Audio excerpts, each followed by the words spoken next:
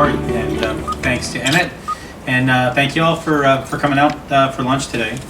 I was on my way over here, was looking on my Twitter feed, and there were a number of items about Hassan Nasrallah, the head of Hezbollah. And in his speech that he delivered today, he was complaining about how he can't quite figure out where Donald Trump is on the issues. And I would say that that's a positive. When I speak to members of the Washington community, I think they're probably similarly confused, certainly the Jewish community as well, pro-Israel community, and that's probably less good. Let me try to, I think for the next few minutes, try to unpack what happened yesterday to the extent that I can. I'm going to do my best not to impose what I want on what I think the president was conveying, but to try to just reflect on what he said and how we might be able to interpret it.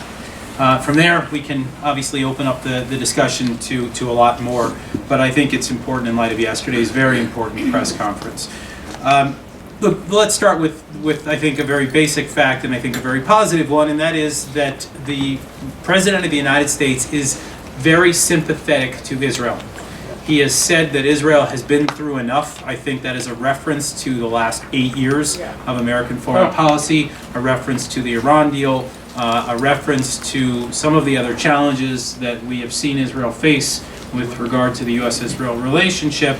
And so it does appear that the president wants to be more pro-Israel. I think he actually sees being pro-Israel as being the antithesis of Barack Obama. He sees himself as the mirror opposite, if you will, of Obama, and I think that is reflective of the comments that he made throughout his campaign. And I think from all appearances yesterday, he's holding to that. I would say that right now, the one way that we can describe his position on the possible achieving of peace or two-state solution between Palestinians and Israelis, I think there is one thing that he said yesterday that really did resonate with me, and that was he implied that the two sides can't want it more than America. And that's incredibly important. That we have seen the U.S. go out of its way time and again to try to achieve a two-state solution. The times where we have seen the greatest possibility for success is when the Palestinians and Israelis arrived at this together, independently of the United States, and used the U.S. as sort of an umbrella, as cover. But they had to want it in the first place, and that's what we saw in the early 1990s during the beginning of the Oslo process, which was arguably the most promising moment that we've seen in the history of the Palestinian-Israeli conflict. Now, of course, we know that since that time, things have fallen apart, that the promise of the two-state solution from the early 1990s gave way to violence throughout the mid-1990s and late 1990s that led to a failed abortive peace process in the year 2000 that Bill Clinton attempted to broker with Ehud Barak and Yasser Arafat. And then, of course, we saw after that attempts, even after the second Intifada, which was this campaign of suicide bombings from 2000 to 2005, we saw Ehud Olmert go back and try it again, again with the cover of the U.S. president. And for the second time, the Palestinians rejected peace. And so there is a question, I think, at this point, and I believe the president did raise this yesterday, of whether or not the Palestinians actually want a peace agreement. Certainly this was raised by Benjamin Netanyahu, and it was not contested by the president. And I think it was largely accepted by the audience and by the media. Now, we've been hearing for the last 8 years that friends can disagree and they can still remain friends. This is what the Obama administration has been saying time and again. I don't think anyone was buying it for the last 8 years. That it didn't look like the two were friends. When Benjamin Netanyahu would come to Washington, you could see the tension in the room as the two discussed the issues. I did not see that tension yesterday. They looked like they were kind of having fun, even when they were disagreeing. And so now I kind of buy this idea that friends can disagree because they were not in lockstep yesterday. The two men did not agree on everything. And there were little quips here and there trading little barbs back and forth, but they were smiling as they did it, and you get a sense that we have turned a new leaf, and I think this is a very positive thing. Now, people are asking me, one state or two state, what did the president say? In short, the answer is yes, both. We don't know. I mean, look, we heard a lot about the president saying yesterday that he wanted to see compromise, that he wanted Netanyahu to stop building settlements, that he was going to have to cede something to the Palestinians, and that he wanted to make a deal, right? And a deal, I think, implies that you're going to try to get back to that two-state solution paradigm. At one point he said, whatever the two sides want. Well, if the two sides are going to agree on anything, it's going to be the two-state solution. And so that seems to be the bulk of what Trump was saying. But on the other hand, he also said, well, one state, two state, whatever you guys want. So we don't know exactly what he was driving at. I think we're going to have to do some follow-up questions that are going to maybe press the president on in clarifying what he meant at the end of the press conference yesterday. But overall, it didn't seem to bother Netanyahu a whole lot. I think maybe just one thing to note as an aside is that even if the two sides do agree on the two-state solution, this gets back to the book that Lori was talking about, I don't believe that the timing is right, because we have a division within the Palestinian leadership. You have Hamas in control of the Gaza Strip. You've got the West Bank under the control of the PLO. The two sides have got two different governments. They've got two different security apparati.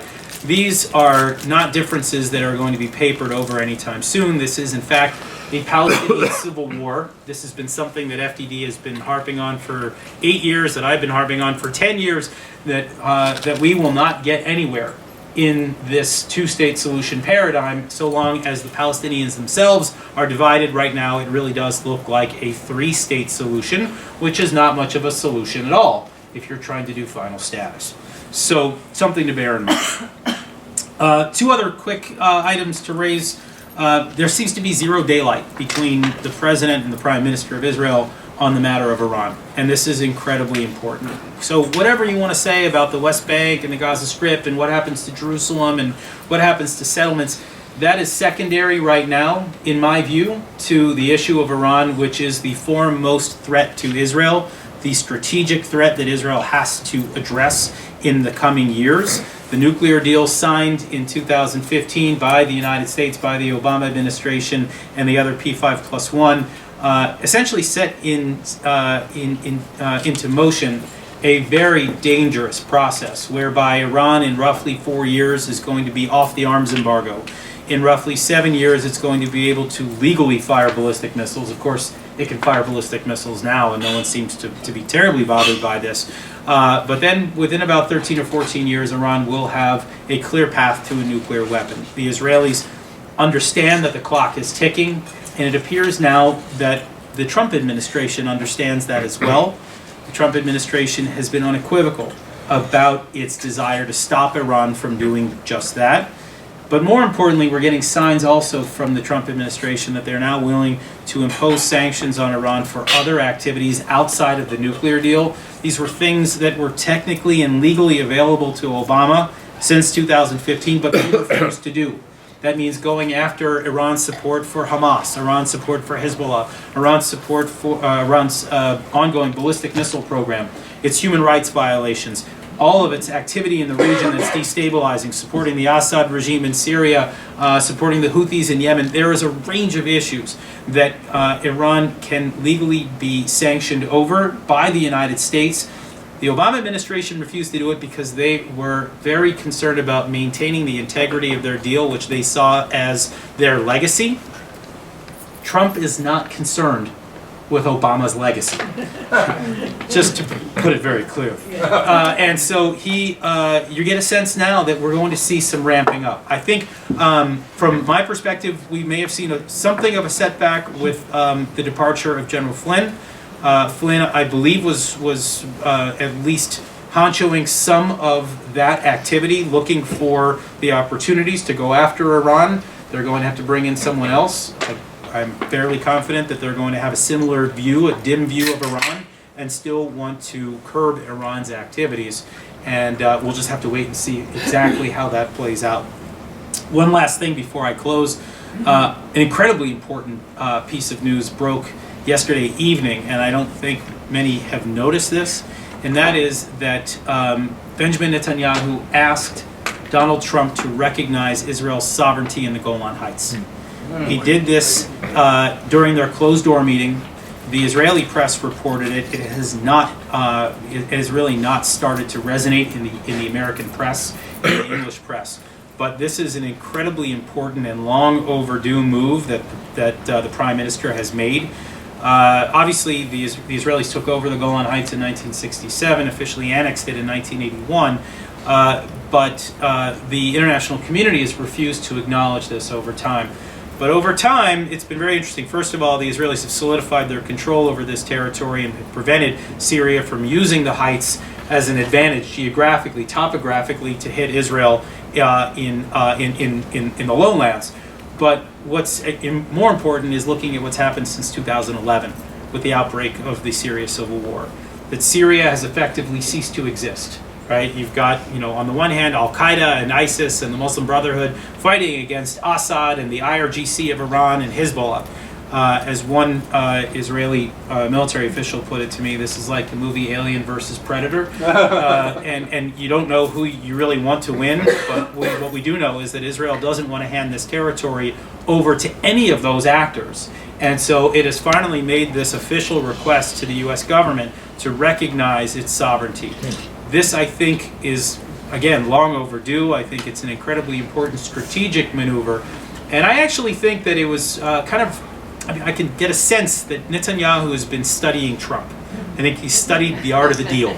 I think he gets a sense that you go into a negotiation, and Trump probably thought that he knew everything that Netanyahu was going to ask of him, whether it would be moving the embassy or the Iran deal or the two-state solution. These were all the things that we were hearing about in the news, and here you have Bibi come in and he threw him a curveball. And, it was kind of go big or go home for Netanyahu, and I think he went big, and I have a feeling that Trump, I don't know if he's going to say yes or no, but I think he probably at least responded well to someone who studied his deal-making prowess, let's just say.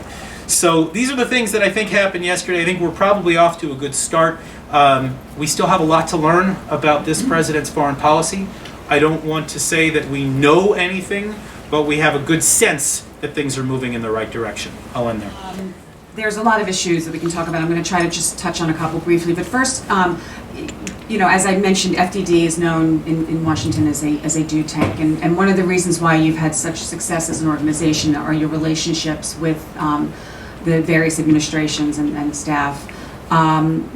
Under the Bush administration, you had great success, and I always say that Mark Dubowitz was probably, single-handedly responsible for the sanctions regime that Obama single-handedly dismantled, in the hopes of his, legacy with the JCPOA.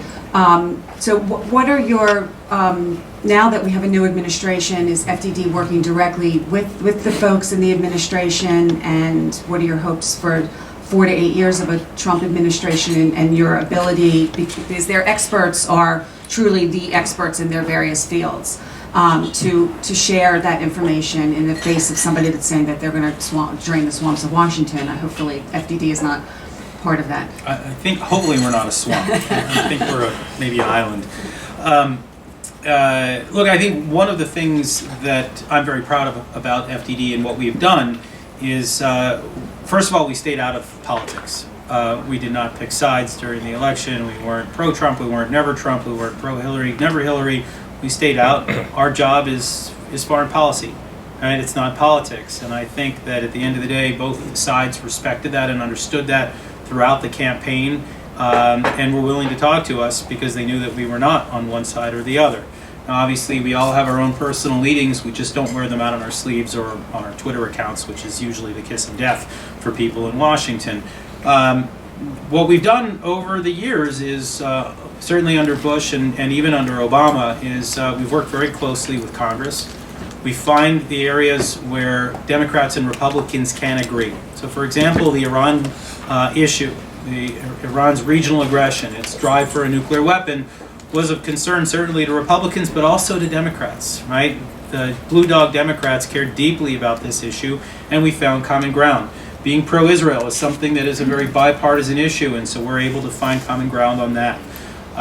So I think that puts us in a good place heading into the Trump administration. They understand where we sit on these issues. And I think we'll have an opportunity to talk with them about a number of issues, not just Iran, not just Israel. I think we'll be talking to them about ISIS, about Al-Qaeda, about BDS for that matter. There are a range of issues where I think they're going to need expertise.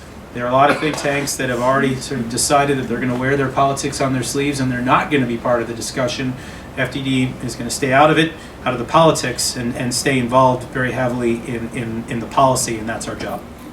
When you mentioned, I'm sure going to have some questions about Iran, but I mentioned that FDD played an integral role in developing the sanctions that brought Iran to the table. Jim Woolsey, who is FDD's chair, was on Wolf Blitzer recently, and he talked about he feels that Iran is very, very close to a weapon. They've been cheating to a nuclear weapon. Do you think that it's possible to, while the U.S. is talking about additional sanctions, do you think it's possible to put together an international sanctions regime again, or is that too late now? I don't know if it's too late. I mean, I think here's the strategy. I mean, I mentioned that the U.S. Is going to be looking at non-nuclear sanctions. So again, terrorism, human rights, ballistic missiles, these are things we know that we're going to be looking at, and they're likely to be unilateral sanctions, although it would be wonderful if we can bring others on board in this regard. I think we're going to be probably looking at an IRGC designation at some point from this administration. The Islamic Revolutionary Guards, these are the people that are responsible for funding and fomenting terrorism abroad, ballistic missiles and everything else. They also happen to control roughly 40% of the Iranian economy. That is a huge chunk. And so we have the ability to perhaps target a significant portion of Iran's economy as a result of this, and it's a long time coming. But the other part of the strategy, at least as we understand it could be being formulated right now, is this idea of enforcing the deal a lot more stringently.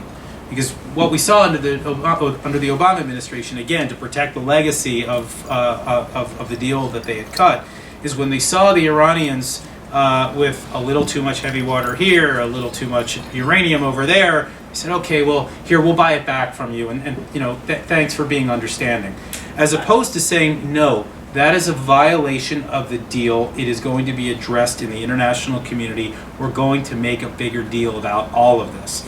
And I think between more stringent enforcement of the deal, non-nuclear sanctions, I think you're going to have a tougher regime all around that could eventually lead to bringing the international community back on.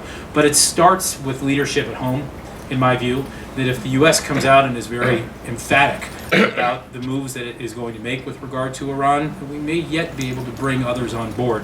One other important thing to note is that key to all of this is the international financial community.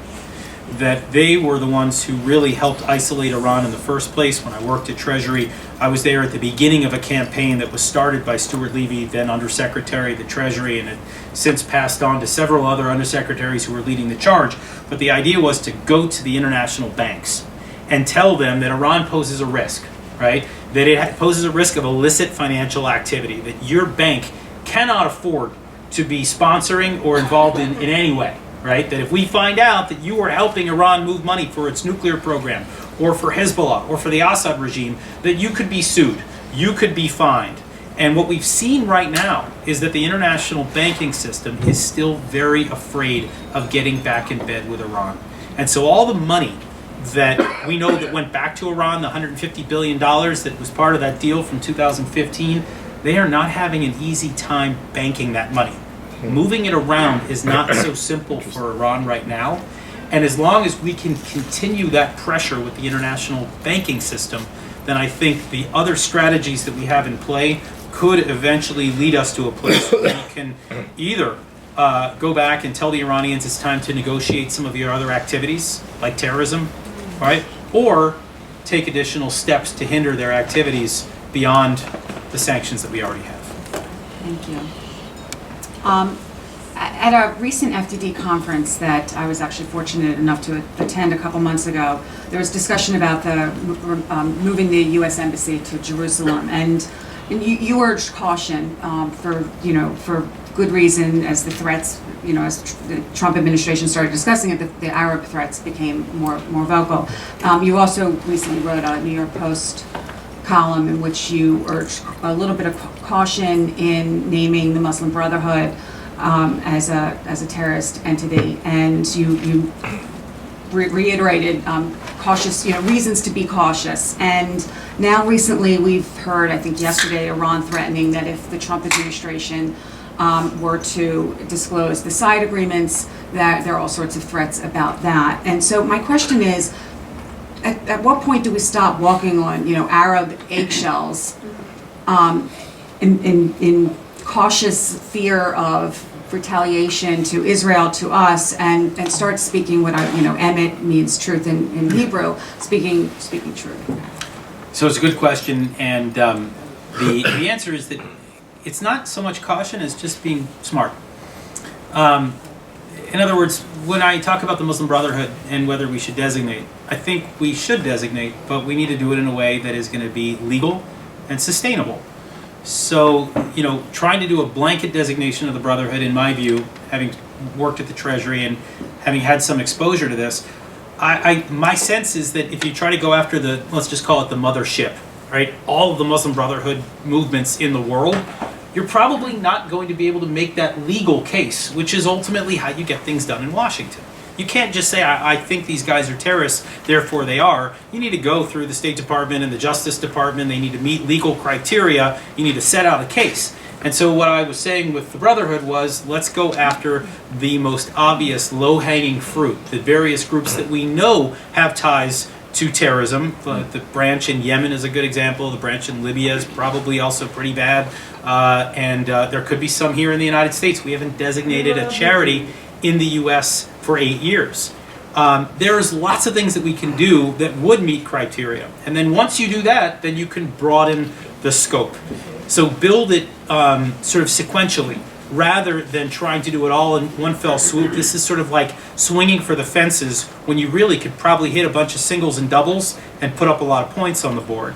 And so this is one of the ways that I'm cautioning. Not that we shouldn't do things, but that we should do them incrementally. The move to the embassy, very similar. You do it all at once and you do it in one day, you're probably going to set off some anger on the streets of the West Bank. And not that we should give the Palestinians a veto, but there is probably a way of doing this slowly so that the outrage can be contained. Work with the Palestinian security services who cooperate with Israel to make sure that you don't have an uprising. Work with the Jordanians to make sure that they are going to still be partners with Israel. Even if we don't love everything, we don't agree on everything, we want to at least make sure that they can be with us most of the way. Of course, they're not going to love everything that we do. The other thing that we need to be careful of, and we heard this yesterday from Donald Trump and Netanyahu, is this idea of a possible regional peace deal where the Saudis and the Israelis right now, against all odds, are talking.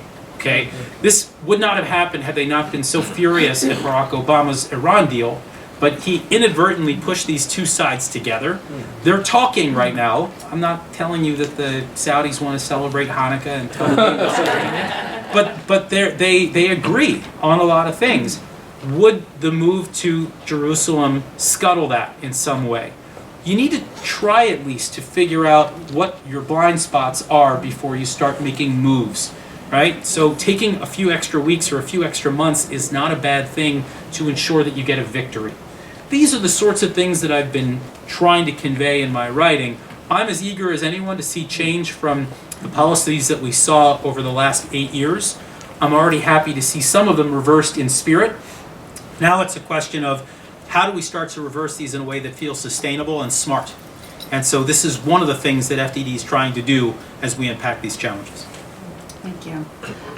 You also made another important point in your post column, and you discussed the fact that the Obama administration placed an unknown number of terrorist financing cases on hold at the DOJ over the last 8 years, which provides opportunities for the Trump administration, obviously. Are there specific cases? The only one that I'm aware of is the Holy Land Foundation case, and more importantly, based on my own personal concerns, is do you think that this could lead to the DOJ's involvement in fighting BDS? These are all great questions. So one of the things that we were exploring, and we found just actually in December, there was a report that the Treasury Department issued to the Financial Action Task Force, which is sort of the UN for terror finance. And in the report in December, it's called a mutual evaluation, where you evaluate your own terror finance, counter-terror finance activities. Every country does it, and the U.S. submitted its own report saying, and good news, we haven't gone after one Islamic charity for terrorism since 2009. And they made it seem like this was a positive. And I'm thinking to myself, are you trying to say that we didn't have any in this country for the last 8 years? That seems really difficult to believe. And you have to remember that during the Bush years, and I was part of some of this effort, we had the Holy Land Foundation that was shut down in 2001. That had been giving $12 million to Hamas over the course of a decade. It was the largest terror finance takedown we'd ever seen.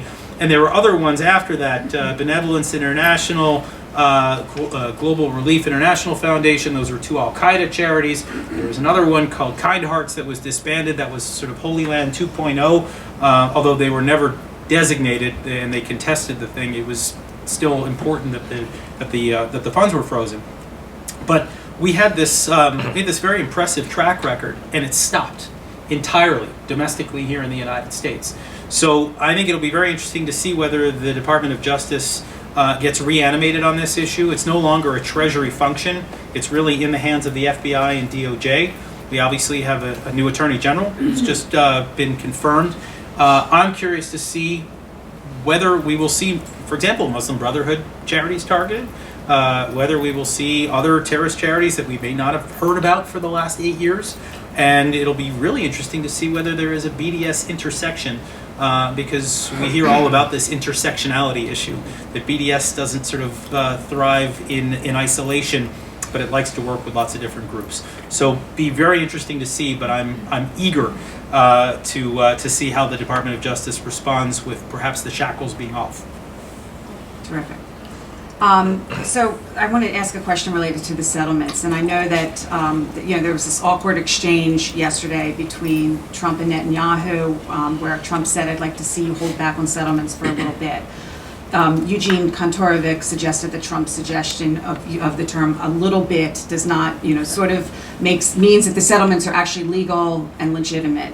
What is your take on how this settlement issue is going to play out in the coming months, and how the international community is going to react to Trump's stance on the settlements? I don't know. No, I love putting John on the spot. Honestly, I don't know, because we're still, I think, getting a sense of the Trump administration's policies. I do have a sense of what a win would look like, given where we think Trump is right now, which is that Trump is not in favor of just giving Israel a green light for all settlement construction, right? That appears to be clear that that's the Trump position. I think a win would be a return to the Bush-Sharon letters of 2004. Those letters, that communication, was all about recognizing the areas, really primarily in the blocks just immediately to the east of Jerusalem. Let's just call them suburbs of Jerusalem, where roughly 250,000 out of the 400,000 Jewish settlers are right now. The idea from those letters was to recognize facts on the ground. That A, the building there, Israel's not going to vacate these territories, number one. And number two, that the Israelis don't want to vacate these territories because they need this as a buffer around Jerusalem. They see it as a strategic asset for Israel, geographically, to have this population there as a buffer between the Arab population and the West Bank. And so my sense is that we are likely headed back to the status quo ante. We haven't obviously seen a statement from the Trump administration or from the Netanyahu government saying this is where we are now.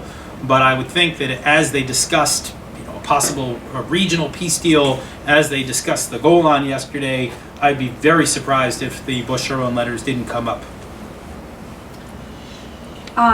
CNN reported that Hamas elected Yahya al-Sinwar, if I'm pronouncing that properly, as its new leader in Gaza, and which they say indicates that Hamas is preparing for a future conflict with Israel. I think we all wouldn't be surprised to hear that Hezbollah, Hamas, they're all, preparing for a future conflict of Israel. But do you see this election as having a near-term impact? I think it's hilarious that the media right now is shocked that a terrorist organization just elected a terrorist as its leader. I've been sort of chuckling at this. Look, Yahya Sinwar is a bad guy, but every other person that has led Hamas has been a bad guy. The fact that this person has reportedly strangled alleged collaborators with Israel with his own hands, I think sort of seems to just put all of this under a magnifying glass. And if anything, I think it's very helpful. It helps to reveal the true nature of Hamas. This is not an organization that is dedicated to schools and hospitals. Yes, it has those things, but they are in the service of its greater objective, which is the destruction of the state of Israel. So the fact that you have a figurehead now that is unabashed in this regard, I think is very instructive. And we can dispense with the idea that there's a political wing of Hamas and a military wing, and one is really involved in good deeds and the other one is involved in some resistance, right? This is a terrorist organization, and so I think Sinwar, it's great that he's there. I don't think he'll be there much longer. It's just my guess. Okay, I'm going to ask one final question that may or may not actually be in your area of expertise, but I know you just returned from Israel, and we read quite often in the papers, especially the Israeli papers, about the investigation into Bibi's alleged, criminal activities. And Bibi's been investigated for decades now, and he's continued to survive. Do you have any thoughts or insight into whether this will actually move forward in any impactful way, and if so, what a new I don't know if I'm jumping ahead, what a new Israeli administration would look like and how that would impact working with Trump? Sure. Yeah, I mean, I don't have any specific insight into these investigations. We've been hearing in the Israeli press that some have legs, some don't. Some look like they could move forward, some won't. And we'll have to wait and see on that. It's going to be up to the Israeli investigators, right? So the real question is what's going on with Netanyahu. I think it is an interesting moment for him. He's going to have to redefine himself. For the last 8 years, he has defined himself as the bulwark against Barack Obama, right? That I am holding Obama to his word. I'm going to be the guy standing in the way of Obama and all these other terrible things that are going on in the world. I'm going to hold him accountable. And I think this is how Bibi crafted himself. Well, now Obama's gone. So Bibi's going to have to think about what does he want to be when he grows up. It'll be really interesting to see how this evolves. Is he Trump's new BFF? Is he something else? I mean, you get a sense that he's certainly going through a transition right now. And it's a tough transition because he's got a couple of these investigations going on. At the same time, there was a report that just came out 2 weeks ago when I was in Israel. I went for 4 days, which I don't recommend. But when I was there, a report came out about the 2014 war, and Bibi was under a lot of fire for not having properly warned and prepared for the tunnel warfare that we saw during that conflict. We're looking at polls right now, which suggest that Yair Lapid, they call him a center left. I'm not sure I would call him exactly that. He's pretty centrist, I guess. He's tough on security, probably a little more lefty when it comes to the economy and domestic politics. But Lapid is surging in the polls while Bibi is having a more of a difficult time.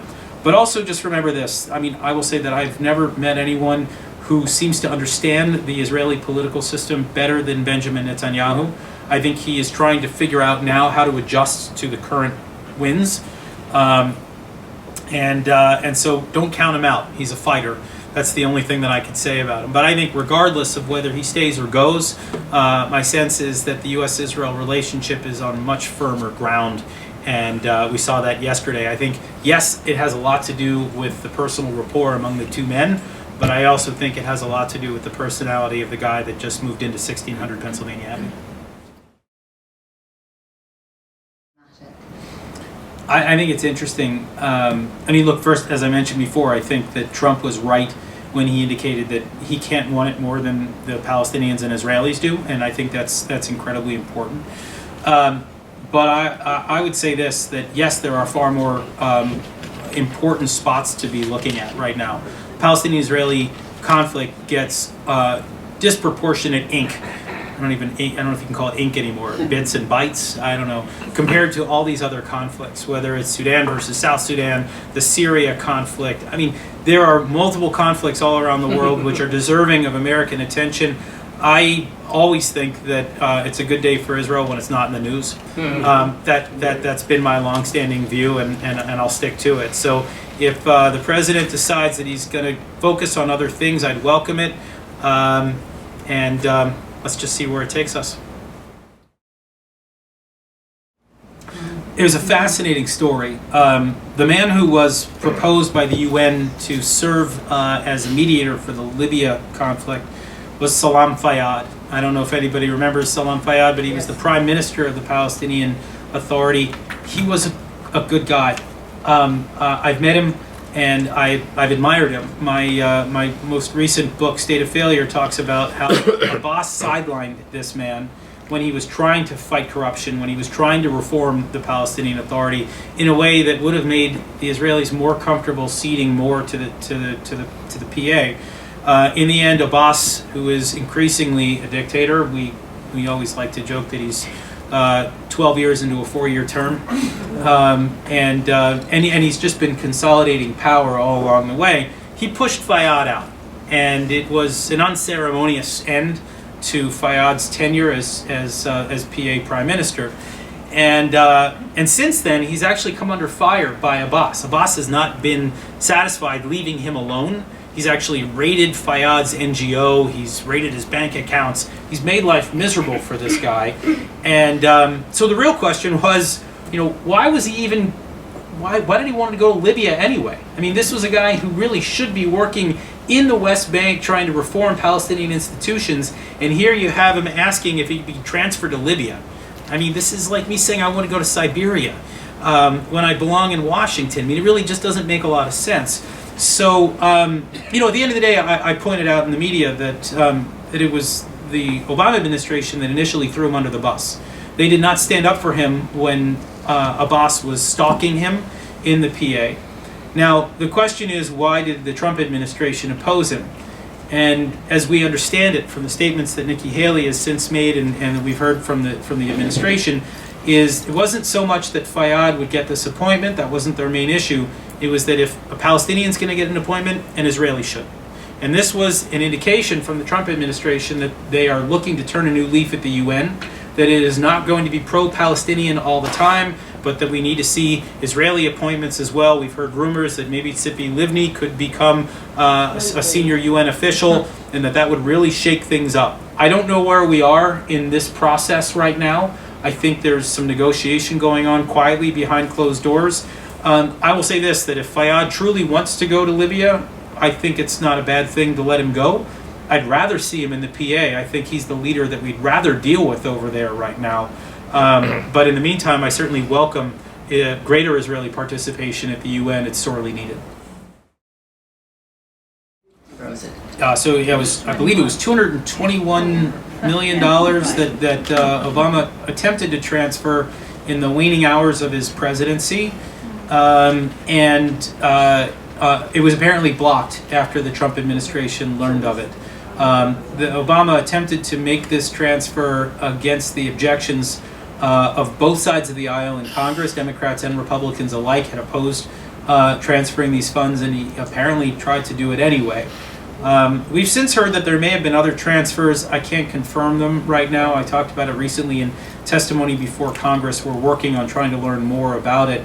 There was nothing illegal that, as I understand it, that Obama did, because he had still the right to make that transfer, but it was striking that he would do so, A, at the end of his presidency, and B, against the objections of Democrats and Republicans alike.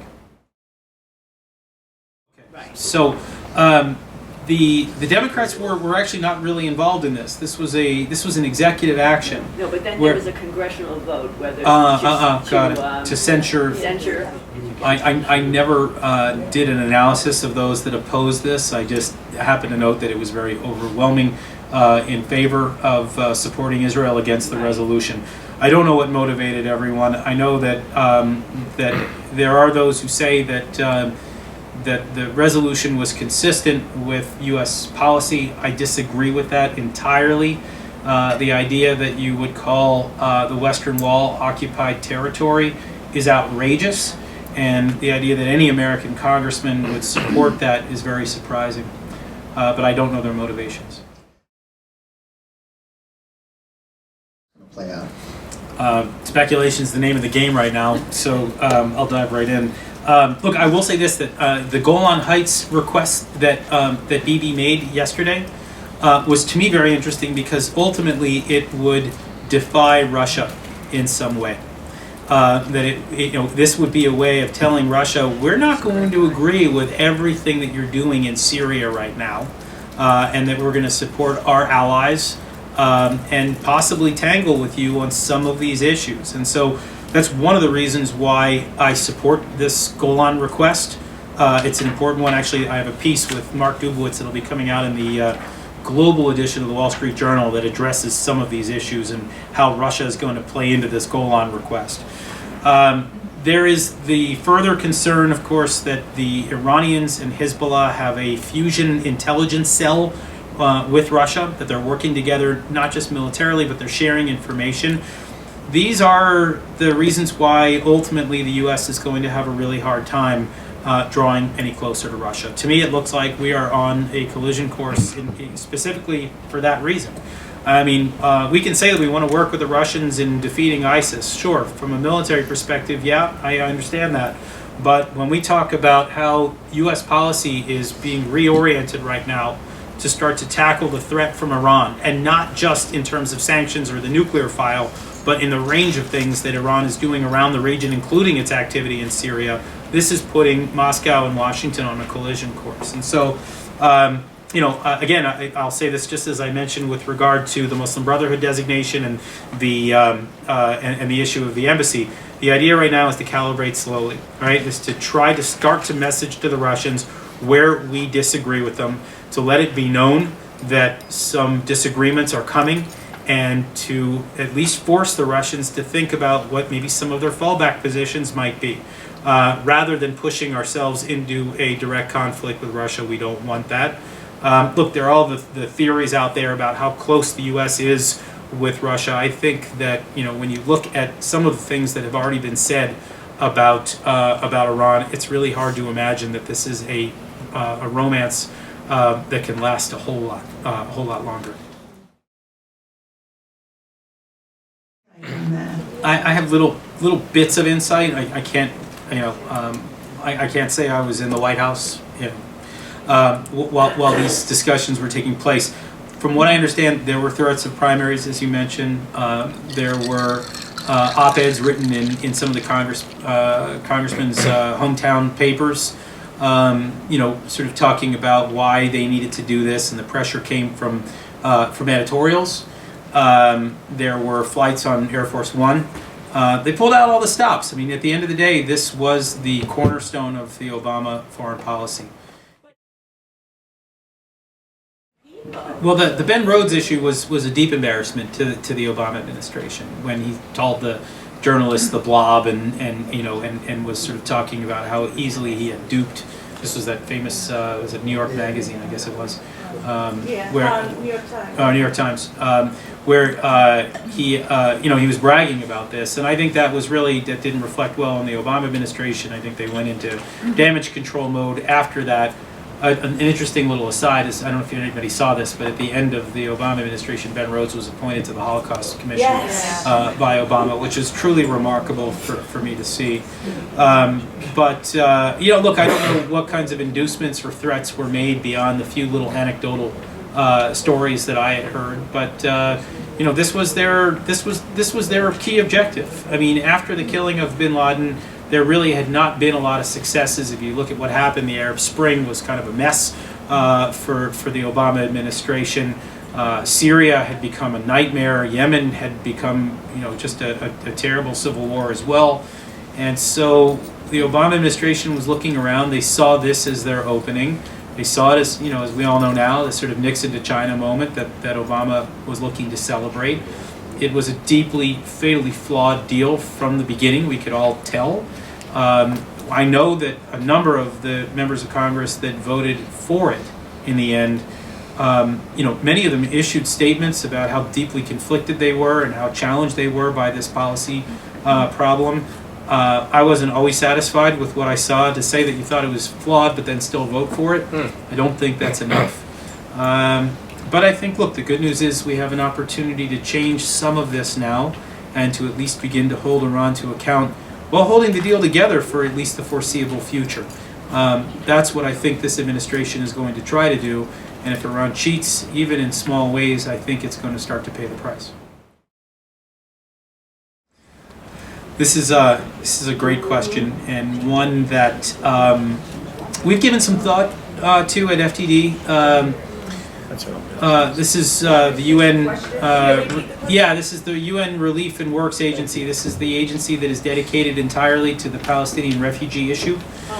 The story is this: that if you know your history, from 1948 and 67, there were roughly 800,000 Palestinian refugees, which was equal roughly to the number of Jewish refugees who were driven from their homes in places like Iraq and Egypt. So it was almost a one-for-one in terms of the refugee problems created as a result of the Arab-Israeli conflict. What happened was, in the 1950s, UNRWA began to see the Palestinian issue as something that was very distinct from all the other refugee issues in the world.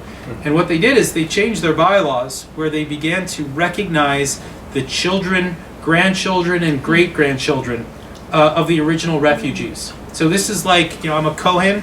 It's like passed down from my ancestors. This is what is essentially happening right now with the Palestinian refugee issue, and it is a deeply troubling thing, because what it's doing is it's creating more refugees rather than solving the problem of Palestinian refugees.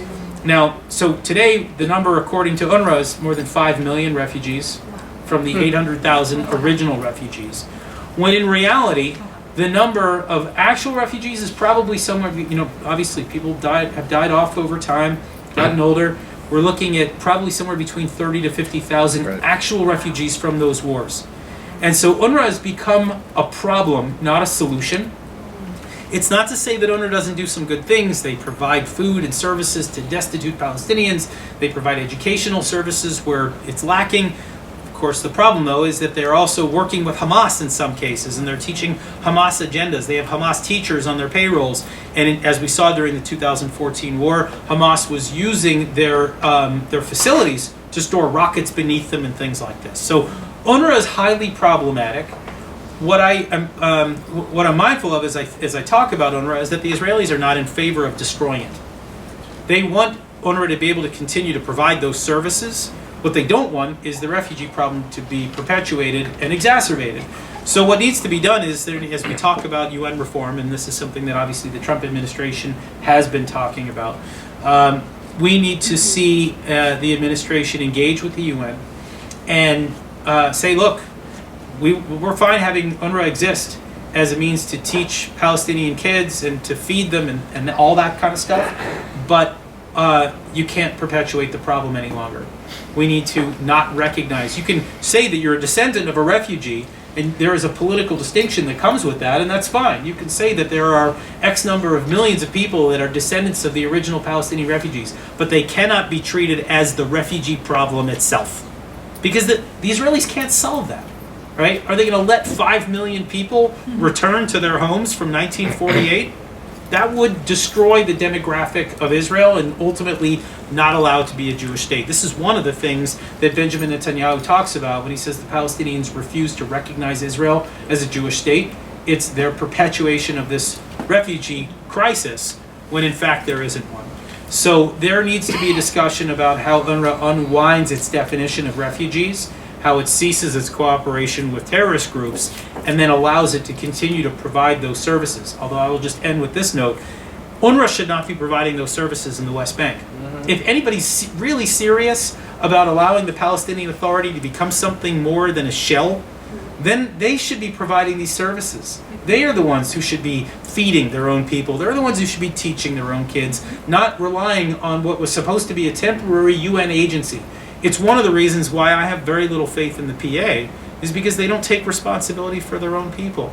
And maybe one other postscript is take a look at the Syrian refugees who are Palestinians.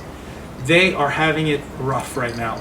Hundreds of thousands of people who have been kicked out of their homes and having already been filed under that refugee status, because they are only supposed to be treated by UNRWA, they can't find treatment, they can't find schools, they can't find temporary housing because of their Palestinian status.